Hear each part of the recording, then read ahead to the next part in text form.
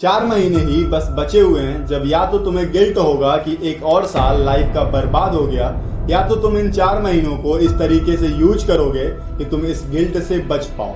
देखो, मैं तुम्हें यहाँ कोई दिलासा या मोटिवेशन देने तो बिल्कुल नहीं आया हूँ, क्योंकि वो सारी चीजें यूजलेस होती हैं। मैं तुम्हें यहाँ एक ब्लूप्रिंट देने वाला हूँ जिसे तुम अगर इस 4 महीने के लिए फॉलो करते हो ईमानदारी से, तो 31 दिसंबर सन 2025 को तुम ये प्राउडली कह पाओगे कि हाँ, ये साल मेरे लाइफ में कुछ वैल्यू ऐड करके गया है। देखो, तुम्हारे पिछले 8 महीने इसीलिए बर्बाद हुए ना क्योंकि तुम मेंटली स्ट्रांग नहीं हो, और सच्चाई यही है। तुम्हारे मूड स्विंग तुम्हारे लाइफ को कंट्रोल करते हैं। जब तुम एनर्जेटिक होते हो तब तुम काम करते हो, और जब तुम लो फील करते हो तो तुम काम नहीं करते हो।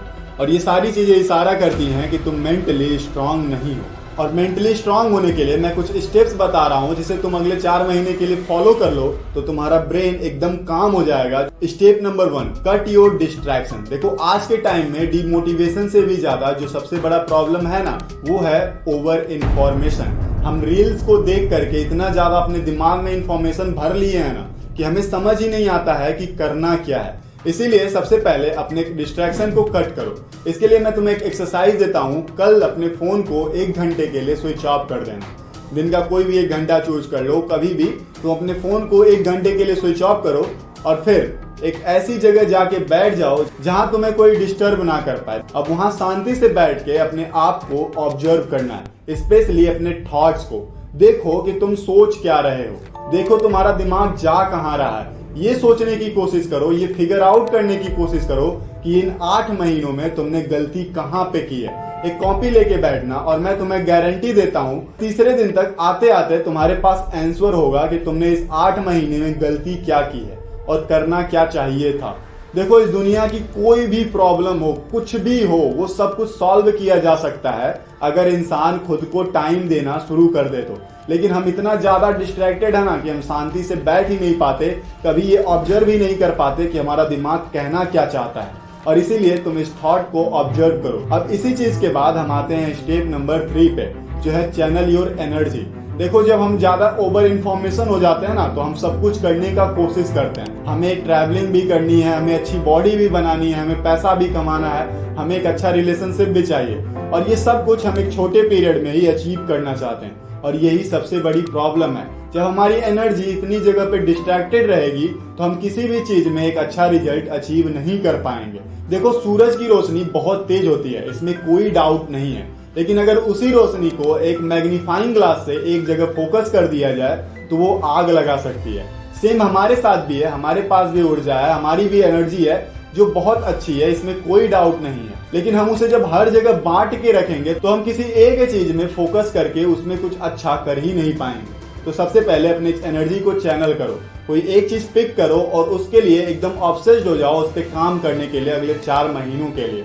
अब यही आता है step number 4, start taking action. देखो, ये 3 चीज बहुत से लोग कर लेते हैं, उन्हें अपनी गलती पता होता है, उन्हें आइडिया मिल जाता है कि उन्हें करना क्या है। अब वो इसके ऊपर इतना ज्यादा एनालिसिस करने लग जाते हैं कि एट द एंड वो कुछ करते नहीं है, बस ये सोचते रह जाते हैं कि ये करना था, वो करना था, और फिर इसी में पूरा टाइम चला जाता है। इसीलिए स्टार्ट टेकिंग एक्शन। चाहे तो तुम्हें कुछ भी नहीं पता हो, बस एक आइडिया हो, उसके बारे में रिसर्च करना शुरू करो।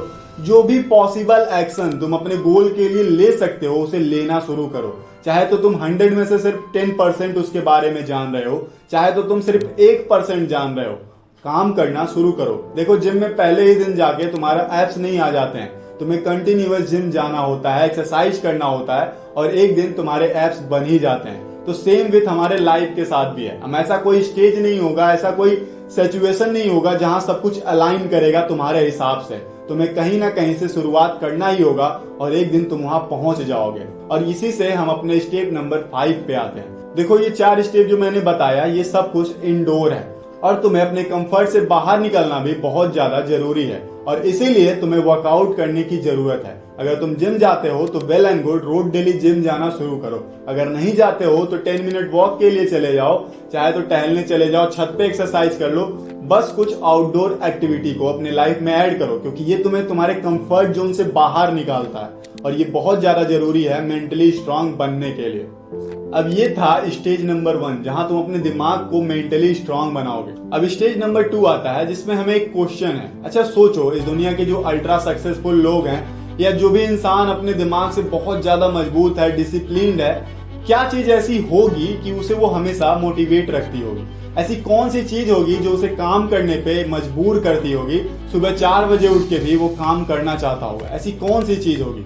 देखो मेरे हिसाब से वो चीज है वाई, उनका पर्पस, जो वो अचीव करना चाहते हैं, वो क्यों करना चाहते हैं। इसीलिए सबसे पहले अपने गोल्स के पीछे के वाई को फाइंड आउट करो, जो कि बहुत ज्यादा जरूरी है। क्योंकि जब तुम्हें ये पता होगा कि तुम्हें कुछ क्यों चाहिए और क्यों पाना उसे जरूरी है, तो तुम कभी भी डिमोटिवेटेड फील ही नहीं करोगे।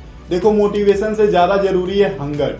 इंसान जितना ज्यादा किसी चीज के लिए तड़पता है ना, वो चीज उसे उतनी ही जल्दी मिलती है। तो इसीलिए सबसे पहले अपने वाई को फाइंड आउट करो और इसके बाद अपने एक डेली मिशन को डिसाइड कर लो।